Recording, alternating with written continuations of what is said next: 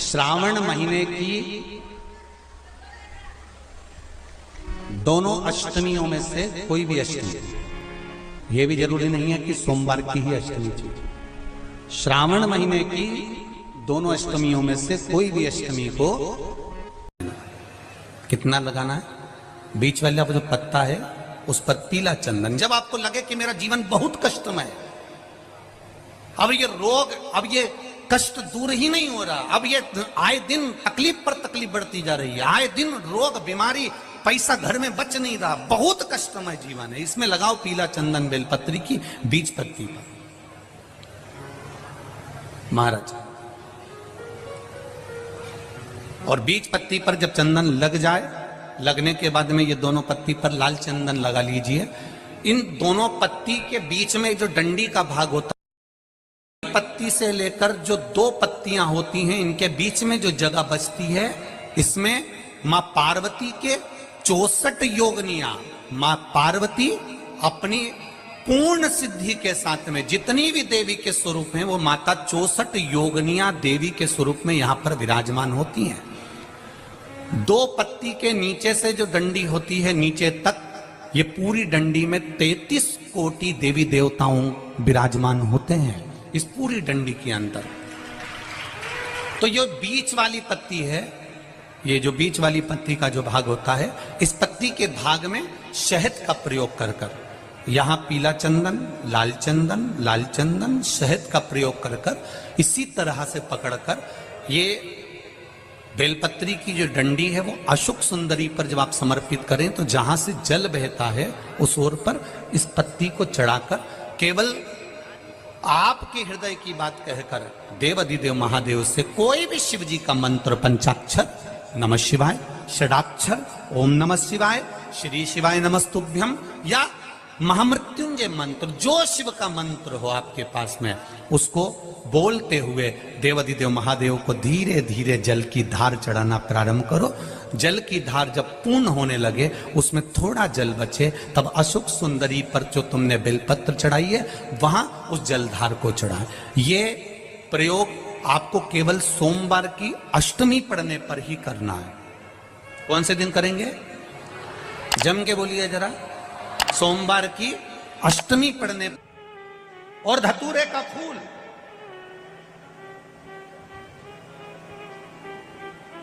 कांटे वाला धतूरा, और उसमें लगने वाला एक पुष्प। आस्था चैनल पर आप लोग देख रहे होंगे धतूरे के फूल का दर्शन। धतूरा और धतूरे का पुष्प, छोटा सा पौधा है, ज्यादा बड़ा नहीं है, कांटा लग रहा है, धतूरा लग रहा है, और उसमें भी साधारण धतूरा नहीं, जिस धतूरे के नीचे की डंडी लाल कलर की होती है, अगर वो सोमवार की अष्टमी को देवाधिदेव महादेव को समर्पित करी जाती है, तो उसके घर में कभी संपदा की कमी नहीं होती है। वो धतूरा है, साधारण नहीं है। धतूरे में भी लाल डंडी, जैसे धतूरा गोल होता है, उसके नीचे एक छोटी सी डंडी, देखा है आप लोगों ने? अरे देखिए कि नहीं देखिए, बोलो धतूरा देखा है ना? धतूरे के अंदर एक नीचे छोटी सी डंडी होती है, जब तोड़ोगे तो वो डंडी का कलर अगर लाल है, वो डंडी का कलर अगर लाल है, और कभी हम तो कहेंगे जैसे बड़ी बीमारी जिसको हो जाती है, लीवर, किडनी, कैंसर आदि कादिक बड़ी बीमारियों से जो जूझ रहा होता है, प्रयास करो, प्रयास महामृत्युंजय का जाप कर कर, महामृत्युंजय का स्मरण कर कर, एक लाल डंडी का धतूरा प्रयास करना। एक धतूरा मिल जाए या 5 धतूरे मिल जाए, किसी भी एकांतेश्वर महादेव पर, जो शिव मंदिर एकांत में हो, जहाँ कोई जाता आता नहीं हो। वैसे तो अब बहुत मुश्किल है कि ऐसा मंदिर मिल जाए जहाँ कोई जाता आता नहीं हो, पहले की बात दूसरी है, अब बात दूसरी है। फिर भी कहीं आप रोड पे से निकल रहे हो, एकांतेश्वर महादेव अगर आपका दिख जाए, बहुत बीमारियों से ग्रसित हो, तो भी महामृत्युंजय जाप का स्मरण कर कर, या किसी विद्वत ब्राह्मण जन से महामृत्युंजय मंत्र का जाप कराकर, या भगवान शिव के मंत्र का जाप स्वयं कर कर, वो भी ना बने तो पंचाक्षर मंत्र नमः शिवाय, षडाक्षर मंत्र ओम नमः शिवाय या श्री शिवाय नमस्तुभ्यम जप कर वो लाल डंडी का धतूरा 5 एकांतेश्वर महादेव को आप समर्पित कर सकते हो। रोग थम जाएगा, जो दवाई खाओगे वो शरीर को लगना प्रारंभ हो जाएगी और आप स्वस्थ होने वाली थी सावन की पहली, और मालूम पड़ा कि वो कथा छत्तीसगढ़ की पवित्र धरा पर है। अर्थात भजन का बल, भक्ति का बल, स्मरण, ये सब खींच कर लाते। चुंबक देखिए आप लोगों ने, वो चुंबक को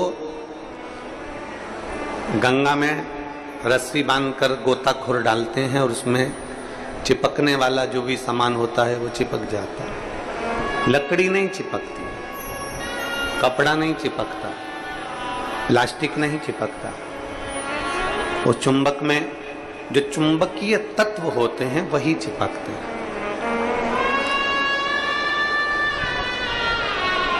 हम तो ये मानते हैं कि सावन के महीने में भी भोलेनाथ एक, जैसे लोग गंगा जी में चुंबक फेंकते हैं और उसमें जो चिपक गया वो चिपक गया, उसी तरह भोलेनाथ भी सावन के महीने में शिव महापुराण रूपी चुंबक को डालकर हिलाते रहते हैं।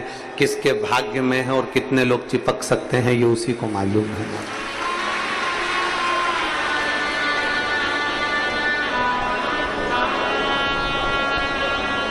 72 साल बाद ऐसा सावन आया है, और उस सावन में अगर भगवान की अविरल भक्ति हमारे मुख से हो रही है, भजन हमारे मुख से हो रहा है, कीर्तन हमारे मुख से हो रहा है, तो आप और हम तो सब शिव के चरणों के दास हैं।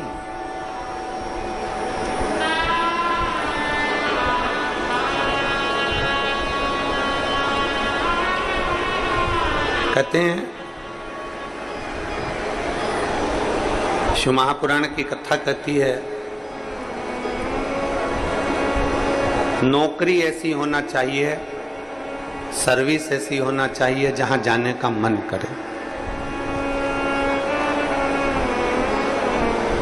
ऑफिस में तुम बैठते हो और दिन भर क्लेश मचे, फाइल तुम पढ़ते हो और फाइल उठाते से तुम्हारे को मानसिक टेंशन आ जाए, जरा जरा सी बात में चिंता खड़ी हो जाए, तो वो ऑफिस जाने का मन नहीं करता, नौकरी पर जाने का मन नहीं करता। नौकरी ऐसी हो जहां जाने का मन करे, और घर ऐसा हो जहां वापिस आने का मन करे। तो समझ, घर में अगर क्लेश हो रहा है, बहुत अशांति हो रही है, बहुत लड़ाई हो रही है, बहुत विवाद हो रहा है, कहीं सास का मुंह फूला रहे, कहीं बहू का मुंह फूला रहे, कहीं बेटे का, कहीं बेटी का, कहीं माँ का, कहीं पिता का, कहीं भाई, कहीं बंधु, इनके मुंह फूले रहे तो घर में आने का मन नहीं करता। पत्नी का दिन भर मुंह फूला रहेगा तो पति का घर आने का मन नहीं करेगा। माँ बाप का अगर मुंह फूला रहेगा तो बच्चों का घर आने का मन नहीं करेगा। नौकरी ऐसी हो जहां जाने का मन करे, मन करे आपका कि मुझे बड़े उत्साह से जाने का। एक प्रश्न आपसे पूछते हैं, उम्मीद है कि आप लोग उत्तर अच्छा देंगे। हमने भी पढ़ाई करी, आपने भी पढ़ाई करी, हमने भी विद्याध्ययन करा, आपने भी विद्याध्ययन करा। जब स्कूल में पढ़ते थे, मैथ का सब्जेक्ट आता या साइंस का आता, इंग्लिश का आता, कोई सब्जेक्ट जब सामने आता तो कोई कोई टीचर इतना अच्छा होता था कि उसके सब्जेक्ट में भले मन ना लगे पर उसके सब्जेक्ट में बैठने का मन जरूर करता था। बोलो सही है कि गलत? बोलो सही है कि गलत? और कोई कोई टीचर ऐसा होता था कि उसके सब्जेक्ट में जाने का मन नहीं करता था।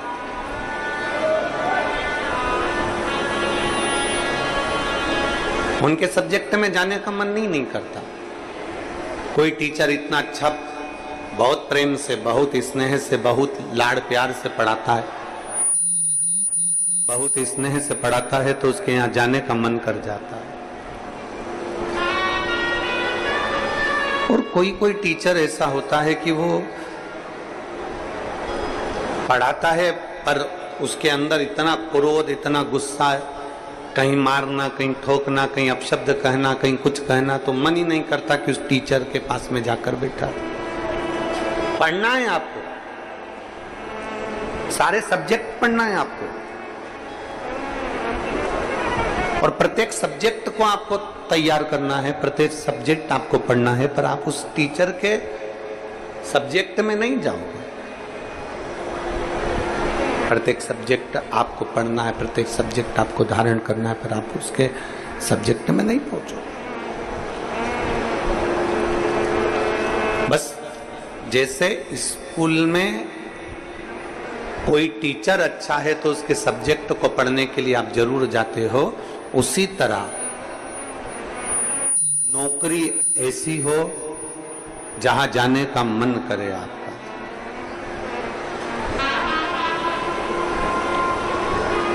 नौकरी ऐसी होना चाहिए जहां तुम्हारा जाने का मन करे, जहां तुम्हारा बार बार मन करे, 5 भी बज जाए ना तो भी मन करे कि थोड़ा आधे घंटे और काम कर लूं, 1 घंटे और काम कर लूं, 15-20 मिनट और काम कर लूं। नौकरी अगर अच्छी है तो तुम्हारा जाने का मन बड़ा करेगा और वहां बैठने का भी मन करेगा। तो शास्त्र कहता है कि नौकरी ऐसी हो जहां तुम्हारा जाने का मन करे, और घर ऐसा हो जहां पर सब प्रेम से रहते हो, तो नौकरी से और दुकान से घर आने का मन करे तो समझ लो कि तुम्हारा घर श्रेष्ठ है। तो समझिए कि उसमें तुम्हारी श्रेष्ठता है।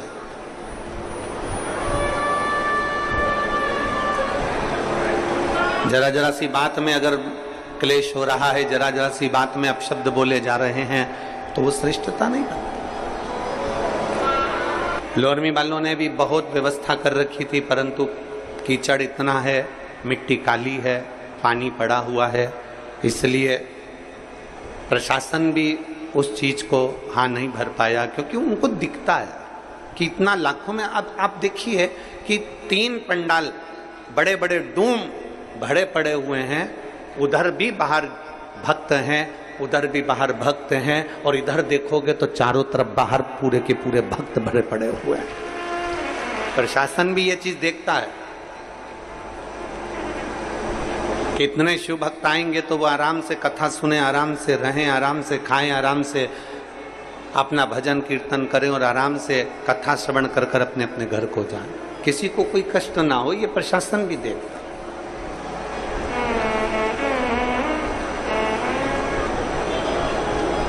21,600 श्वास में से